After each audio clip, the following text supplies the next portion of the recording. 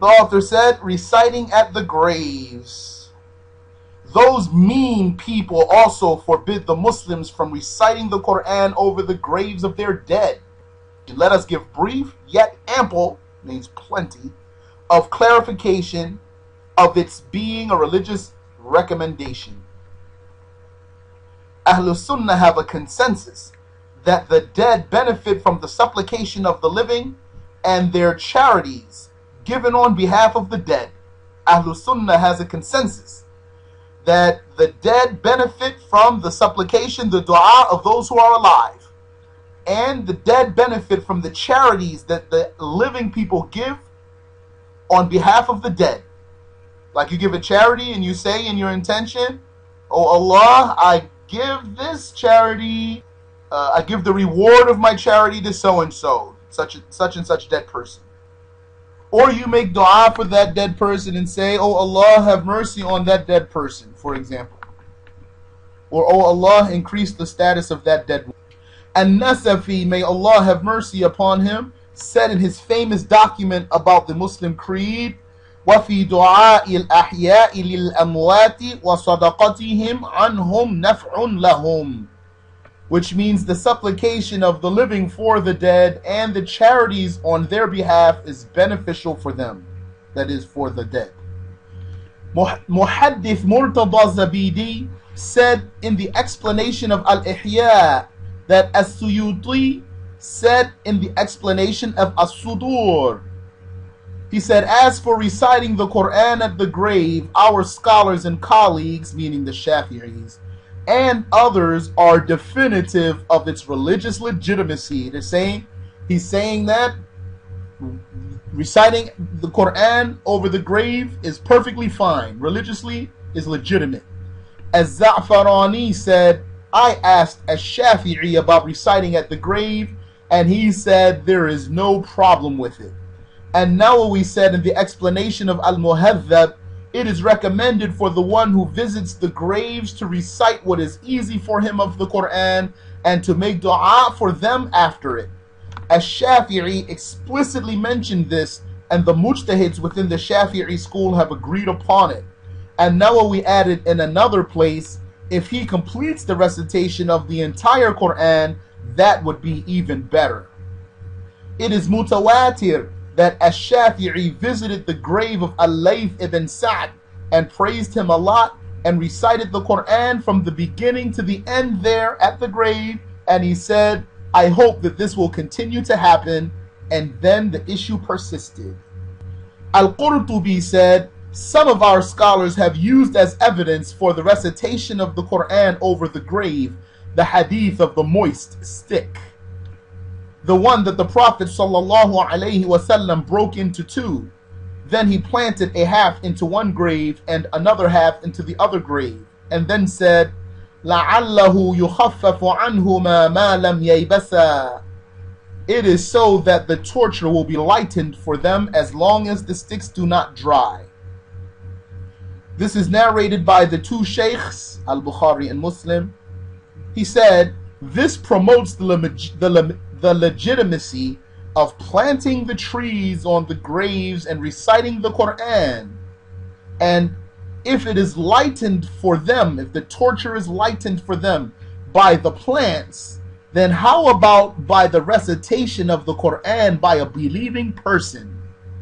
He's saying, if the dead person benefits by a moist stick, then how about a believer who's reciting the book of Allah at the grave? And Nawawi said, the scholars have recommended the recitation of the Qur'an at the grave, and they considered it good by the hadith of the two sticks. They said that if the benefit reached the dead by the tasbih of the sticks while they were moist, that means those sticks, as long as they're moist, they say, Subhanallah, Subhanallah. But in their own way they say that. They don't say it with a tongue like we do. They say it in the way that Allah willed for them. Then for the dead to benefit from the recitation of the Qur'an at the grave is even more so valid, because the recitation of the Qur'an from a person is greater and more beneficial than the tasbih of a stick. Among what testifies to the dead person benefiting from the recitation of another is the hadith of Ma'qil ibn Yassar, that the Messenger of Allah sallallahu alayhi wasallam said, "Iqra'u ala mawtakum," recite on your dead. Abu Dawood narrated it. There is also the hadith, "Iqra'u Yasin ala mawtakum," recite Yasin on your dead. That is narrated by An-Nasa'i, Ibn Majah, and Ibn Hibban. There is also the hadith, "Yasin thuluthul Qur'an, la yaqra'uha rajulun yuridu Allah wa ad-dar al-akhirah illa ghufira lah, faqra'uha ala mawtakum." Yasin is a third of the Qur'an. No man who wants the reward from Allah and he wants the pleasurable life of the hereafter recites it, except that he would be forgiven, and so recite it over your dead. Ahmed narrated it. Some of the followers of the companions have interpreted the recitation over the dead to be in reference to the one who is on his deathbed, but this explanation is against the apparent meaning of the hadith, and there is no need to make such an inference. Meaning, if you give these hadiths to someone who denies that it's permissible to recite Qur'an over the grave, he might say, "La, don't you know? Some of the tabi'un said that these hadiths are in reference to reciting over the one who's on his deathbed. He hasn't died yet." We say to those people, that explanation is a ta'wil. It's explaining these hadiths by other than what appears from these hadiths without any reason for that explanation. There is no reason to commit such an interpretation. To say, "Iqra'u ala mawtakum" means recite on those who are not dead yet. Al-mawta means the people who have died. So there's no reason to commit this explanation. Is that clear, brothers and sisters?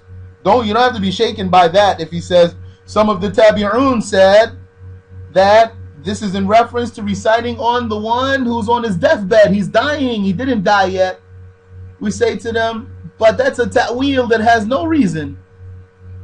There's no need to make this interpretation for the hadith. It doesn't say recite the Qur'an on those who are dying and they didn't die yet. It says, "Iqra'u ala mawtakum," recite on your dead. Furthermore, it would be said that if the one on the deathbed benefits from the recitation of Yasin, although this recitation is not from his own deeds, then the dead person would likewise benefit, because the dead person is like the present living person. He here is like the present living person as confirmed in the hadith. Yani will say, even if the hadith did mean recite on those who are dying, if those who are dying benefit from that recitation, although it's not their own recitation, so someone else is reciting for them and they benefit from that, then why the dead person can't benefit from that recitation when someone is reciting for them? The author said, it was narrated from Ali ibn Musa al-Haddad that he said, "I was with Ahmad ibn Hanbal in a funeral, and Muhammad ibn Qudama al-Jawhari was with us. When the dead person was buried, a blind man came reciting at the grave, and Ahmad said, 'Hey you, certainly reciting at the grave is an innovation.' When we left from the graves, Muhammad ibn Qudama said, 'O Abu Abdullah, what do you say about Mubashir ibn Ismail al-Halabi?' He said, that is Ahmad said, 'Trustworthy, he's thiqah.' 'Have you copied anything from his route? You have a hadith from him?' So he, Muhammad ibn Qudama, said, 'Yes, Mubashir ibn Ismail informed me from Abdul Rahman ibn Ala, the son of Al-Lajlaj, from his father, that he made a will that when he is buried, the beginning and end of Al-Baqarah would be recited at his grave, and I heard Ibn Umar making the same will. Then Ahmed said, go back to the man and tell him to recite. This is how Al-Qurtubi narrated it in his book At-Tadhkirah, and Allah knows best. So if someone says, Imam Ahmed said reciting at the graves is a bid'ah, tell him Imam Ahmed retracted that. When a hadith was recited to him about the Sahaba making a will for the Qur'an to be recited at their graves, Imam Ahmed retracted that. And if a Wahhabi did tell you that Ahmed deemed that as a bid'ah, it's not unlikely that he doesn't know that Ahmed retracted it, but he's depending on you not to know so that he can fool you.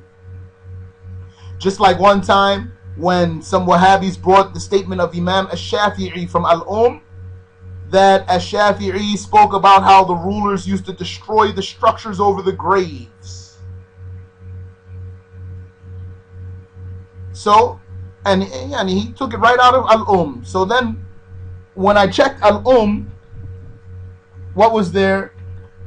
That Ash-Shafi'i said, when that was in the public cemetery and it prevents people from using the land. As for that structure being built on private property, there's no problem. And then that Wahhabi, of course, he had nothing to say.